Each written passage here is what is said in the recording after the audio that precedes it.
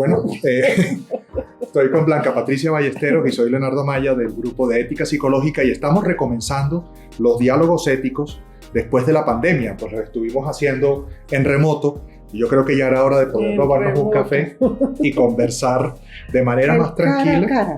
Claro, y de manera más tranquila los momentos más difíciles. Sí. Estamos viviendo ahora un momento cultural en Colombia.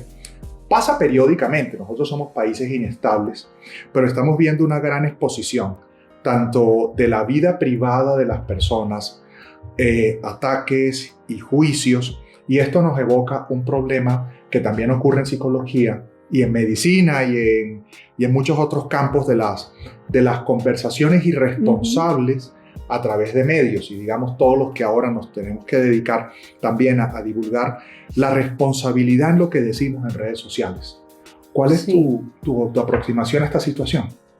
Sí, precisamente a raíz de todas estas redes y personas que sin ser psicólogos o aún siendo psicólogos se lanzan a hacer una cantidad de juicios, a rotular a la gente, o sea, a revivir todo lo que hemos tanto criticado y nos hemos lamentado, que es el tema de la responsabilidad social, de la prudencia que nos debe llamar ante todo, porque es una exacerbar los ánimos, ya sabemos qué consecuencias tiene. Entonces sí es un tema de irresponsabilidad social, y vuelvo y digo, no solo, fíjate, han sido psicólogas las que también se han pronunciado en redes rotulando a la gente. El caso de Ingrid cuando hizo mención haber encontrado, por ejemplo, a Gustavo Petro en una de sus crisis, no me acuerdo si de depresión o de qué, o sea, realmente es una imprudencia, que la pregunta que nos tenemos que hacer es, bueno, ¿cuál es la intención? ¿Cuál es el propósito que se busca cuando yo imprudentemente, porque yo insisto en que puede ser intencional, obviamente sabemos que es intencional en muchos casos, o sea, la intención de hacerle el mal al otro, la intención de desprestigiar al otro o la intención de humillar al otro, desde luego que no la podemos desconocer en muchos casos. Pero yo también me atrevo a decir que en muchos otros casos es también imprudencia. Bueno, es el tema de los límites, porque también ha pasado la exposición de un caso de secuestro, del secuestro y la desaparición de la hija de Rodolfo Hernández. Sí. Y un poco la pregunta es los límites. Y esto no ocurre en un contexto donde no haya pasado antes.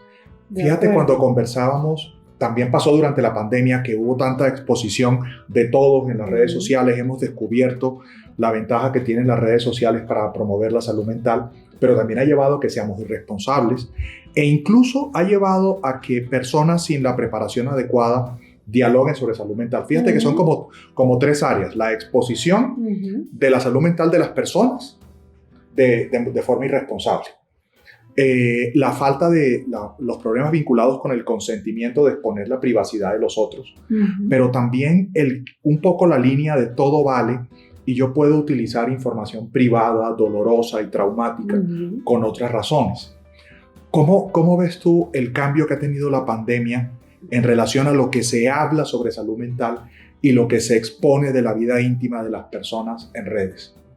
Sí, efectivamente la pandemia nos ha puesto el tema de la salud mental en el debate público para todo el mundo, en todos los niveles, en todos los contextos, porque precisamente lo que hizo la pandemia fue hacer evidente la desatención en salud mental, hacerla absolutamente evidente, y no solamente hacer evidente la desatención de la salud mental, como algunos han dicho, ha sido la cenicienta de la salud, sino que efectivamente las condiciones de aislamiento que nos tocó tener, pues también tocaron todos los aspectos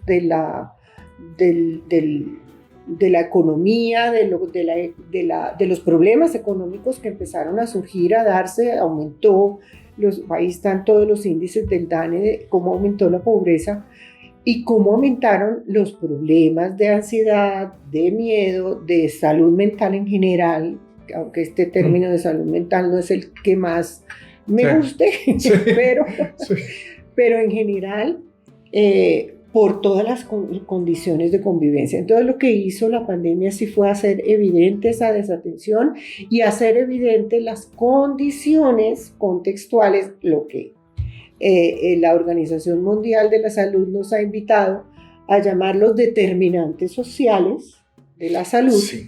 En general, no solamente la salud psicológica o el bienestar psicológico, sino las condiciones de bienestar en general. Entonces, desde luego que se hizo un tema del cual pues todos empiezan a hablar. Pues con conocimiento o sin conocimiento. Claro, porque fíjate que... Porque se nos vuelve tema de la cotidianidad. Pero también era la exposición de lo privado, que fíjate que fue un debate, porque no todo mundo, de hecho es minoritario, quien tiene un espacio amplio donde puede conectarse. Uh-huh. Y en cambio tú decías, bueno, enciende la cámara. Estoy de acuerdo con que las cámaras hay que encenderlas como respeto al otro, pero también no todo mundo, no es una exposición sin consecuencias. No. Es decir, claro. ¿Para cuántas personas era exponer una privacidad con algunas carencias, con algunas situaciones inadecuadas que no tenían que hacer públicas? La exposición de lo privado, que quizá naturalizó un poco esa idea de como de todo se puede hablar.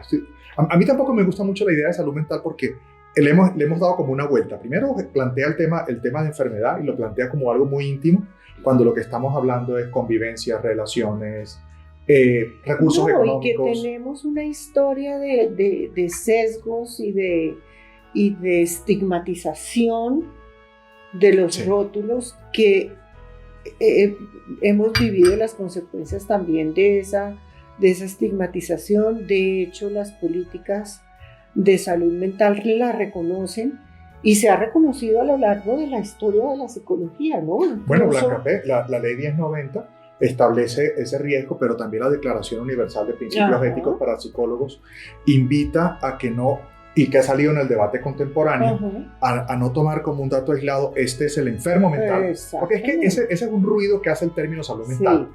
Que algunos la poseen y otros no, cuando realmente es más una escala de grises. Sí. ¿Cómo ha sido la evolución en la historia de la psicología? Perdón, te interrumpí.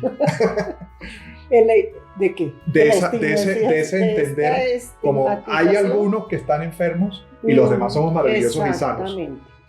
Fíjate que ayer casualmente en el Espectador, creo que fue, en El Tiempo, salió lo del último libro de Rosa Montero. Ah, ok, dale. Que es un tema maravilloso porque es lo que ella lo plantea también e hizo.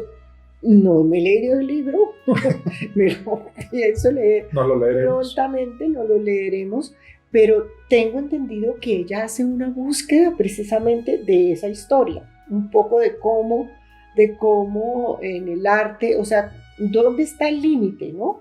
Porque es que hay tanta diversidad y en un momento dado, sí, en las profesiones de la salud, lo que fue la psiquiatría, la psicología misma, sí hicieron unos rompimientos muy claros, trataron de poner unos límites, y por eso la crítica tan grande que hay hoy en día, incluso con los mismos sistemas de clasificación diagnóstica, ¿no? Indudablemente, DSM-5 generó una verdadera revuelta. Una revuelta porque además creó una cantidad de rótulos nuevos que muchos de ellos lo que uno ve es que patologizan y psicologizan pues problemas que son contextuales, o sea, que son del contexto, que son culturales, y que también están un poco en contra o en contraposición más bien con esto de los determinantes sociales de la salud, que efectivamente sí creo que ese análisis contextual, histórico, nos muestra muchas cosas y nos hace tomar mucho más precaución de este uso de los rótulos diagnósticos, o sea, de este afán por encasillar a la gente dentro de un rótulo. Entonces, Sí. encasillamos a la gente con un rótulo diagnóstico, depresión, por ejemplo. Sí. Cuando resulta que es muy difícil de establecer efectivamente cuándo se podría o sería, no se podría, cabría más un rótulo que otro, y sobre todo que si se toma de forma descontextualizada, pues lo que estamos haciendo es de verdad patologizar, sesgar, y está visto cómo se violan los derechos fundamentales de salud, incluso de trabajo, cuando la persona recibe un diagnóstico. Bueno, es que fíjate, si uno toma un inventario, no sé, tomas el inventario de Beck de depresión, que a mí me encanta, pues uno siempre tiene un par de criterios, no sé, o yo. Claro, y lo que decíamos a propósito de esto que mencionaba Rosa Montero, o sea, nos movemos, estamos en una gama de situaciones, y hay tanta diversidad en el funcionamiento psicológico de la gente. Bueno, arranca con esta obligación de ser feliz que ha llevado a que se nos olvide que hay emociones que uno podría decir que no son emociones de chispitas y gozo, pero que son tan importantes en la vida como la nostalgia. Claro. Yo creo que la nostalgia tiene una función muy interesante en el modo como valoramos nuestra historia, nuestra historia personal. Total. Entonces, al convertir solamente algunas emociones y las otras como las emociones indeseadas, tampoco habla del modo como respondemos a los procesos adaptativos. El duelo, bueno, nos inventamos el duelo patológico con el uso de benzodiazepinas. Cuando el duelo es el proceso más natural y más frecuente. Y normal y frecuente en la historia humana. En la historia y en la historia de las formas. Y ese es el otro problemita que tenemos en cuanto a nuestro funcionamiento cultural y social, y es ese afán de juzgar y de clasificar. Entonces, ya no más con que te digan esa emoción es negativa, algo hay malo en ti. Estamos hay un mal. libro Entonces, apasionante. esa clasificación entre positivo y negativo, entre bueno y malo, o sea, ese pensamiento permanentemente como tan binario, como tan dicotómico, pues nos lleva precisamente a esas rotulaciones y a esa, sobre todo, la valoración que se hace del rótulo o la valoración que se hace de ese tipo de emoción. Me acuerdo que hablando con un profesor mío, Don Di Mattia, decía con mucha frecuencia el tema de todas las emociones son normales. Dime cuál emoción es anormal. Exacto.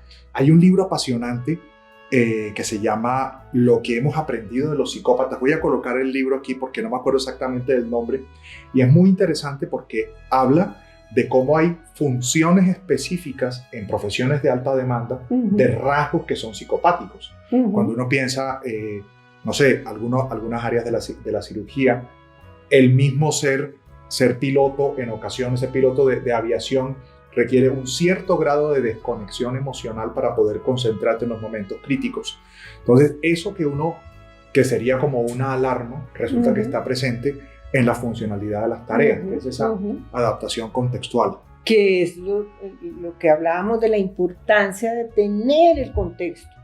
Sí, claro. Porque en cada contexto funcionamos de una u otra manera. Y es efectivamente por eso el análisis tiene que ser un análisis contextual del momento, porque lo que tú dices, y este piloto que en esas circunstancias tiene que desconectarse para emocionalmente, poder tomar decisiones críticas. Rosa Montero en su presentación del libro, la disociación es que en qué momentos perfectamente todos nos disociamos. Y lo necesitamos. Y necesitamos hacerlo. Cuando hay una crisis familiar. No es la disociación en el sentido de algo malísimo, eso es terrible, no puede suceder, sino al contrario, ¿qué es lo que tienen de ventaja esos mecanismos o ese modo de funcionar, más que mecanismos, ese modo de funcionar psicológico de los humanos? Bueno, piensa cuando hay una crisis familiar, alguien tiene que disociarse, sí, porque si no, no se resuelve. No alguien le toca nada. Decir, voy a aplazar mis emociones, entre comillas, voy a aplazarlas. Y fíjate que todo esto lo estamos diciendo conectado con un tema ético de responsabilidad en el modo y de prudencia, como hablamos de salud mental en las redes, que son tan importantes ahora, en el uso de los medios, mucha gente acude a las estrategias de divulgación como una herramienta, digamos, de emergencia o solución temporal, y eso tendría que ser como una tarea para todos de entender que lo que decimos en redes genera un impacto más allá de lo que sabemos. A mí siempre me impacta que cuando, no sé, uno le llegaba a la gente que le daba clases. A mí me impacta que yo hago un mini video y digo, miércoles, me vieron 5,000 personas. Y uno dice, ¿cómo? Y es una cosa que demora 1 minuto y medio. ¿Cómo hago para darle contexto a 1 minuto y medio? Y esa, al menos la pregunta de responsabilidad que la hemos traído por el tema de cómo hablamos, cómo en medio del debate político se saca todo y hay una idea de que todo es válido, y traigo una experiencia traumática familiar y hablo de la salud mental del otro, y uno dice, bueno, es un llamado a la responsabilidad. ¿Qué señalarías tú en particular como una invitación ética para todos, particularmente los que trabajamos en salud mental, que tenemos esa responsabilidad ética esencial? Sí, y volviendo a ese enfoque contextual que hay que darle pues a todas nuestras conductas, a todas nuestras verbalizaciones en los pronunciamientos, sobre todo los públicos, es preguntémonos qué es lo que efectivamente queremos lograr con lo que decimos o hacemos. Yo creo que esa pregunta no se la hace la gente de una manera seria, o sea, de una manera detenida y razonada, sino como decimos en los medios, como todo es más inmediato, y hemos caído efectivamente en ese como rango de la imprudencia, que vamos hablando o vamos diciendo cosas buscando o no buscando un daño, pero sobre todo, o sea, para aquellos que efectivamente buscan un daño, es decir, que buscan desprestigiar al otro, porque como decíamos, lo estamos viendo todos los días en esta situación, en este contexto sociopolítico.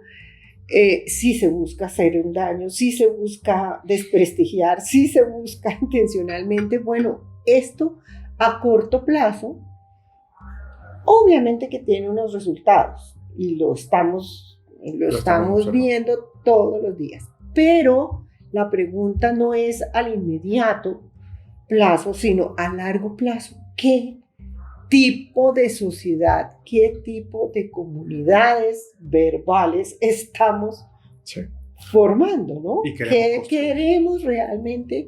La pregunta del millón, el país que queremos, que todos dicen queremos un país mejor, pero a la hora de la verdad, ese país mejor, ¿cómo se está construyendo? ¿Cómo se está pretendiendo construir? Pues Blanca P., ha sido buenísimo volver a esta conversación de los diálogos éticos. Sí. Quisiera remarcar 2 ideas particulares, aunque dijiste una cosa muy clara: ¿qué país queremos construir? Ahora, esto ha pasado siempre. Los famosos pasquines existían en la Roma, existían en la Roma clásica, y vuelve esa frase de nihil novum sub sole, no hay nada nuevo bajo el sol. Nada nuevo, pero que ahora, es cierto, no hay nada nuevo bajo el sol. Pero ahora es mucho más inmediato y terrible. La pregunta sí es, que también Adela Cortina y Marta Nurbano y muchos han hecho, es ¿por qué no hemos sido capaces de evolucionar en ese sentido? O sea, uno pensaría que con esa larga historia de la humanidad en cuanto a este uso de tácticas y de estrategias de hacer daño, hubiera un poco más de conciencia sobre ese tema, y lo cierto es que no ha habido avances en ese funcionamiento. Bueno, nuestra corteza todavía es muy joven, son apenas 100.000 añitos, y las instituciones 7.000 años. Se esperaría que hubiera una mayor reflexión, pero como no es el tema de interés, o sea, como el tema ético ha sido totalmente relegado, Y pues no es un tema que le interese a la gente, ni es un tema que se aborde en la cotidianidad. Hoy me llamó la atención, y desde hace unos días vengo notando que se hace más referencia a la ética, pero realmente simplemente se menciona, pero no se analiza, no se dice, mire, considero que esto toca la ética por tal y tal y tal cosa. No, nadie lo hace, simplemente dice, no es ético o esto tiene que ver con la ética, pero no, ni siquiera el periodista dice, uy, un momentico, tocaron el tema de la ética, a ver, pero ¿qué entiende usted por ética? ¿O usted cómo entiende? ¿Por qué dice esto de que no es ético? No se profundiza, o sea, no se trata, no se analiza. Bueno, pues para eso son estos diálogos éticos, efectivamente, a tomarnos un tintico y a volver después de la pandemia. Nos encantarían los comentarios y las preguntas que nos hagan sobre esa tarea de responsabilidad en esto. No hay nada nuevo bajo el sol, pero ahora es mucho más inmediato. Muchísimas gracias, Blanca P. Sí, muchas gracias a ti, Leo. Nos tenemos que seguir en esta tarea, sí, señor. Nos veremos pronto.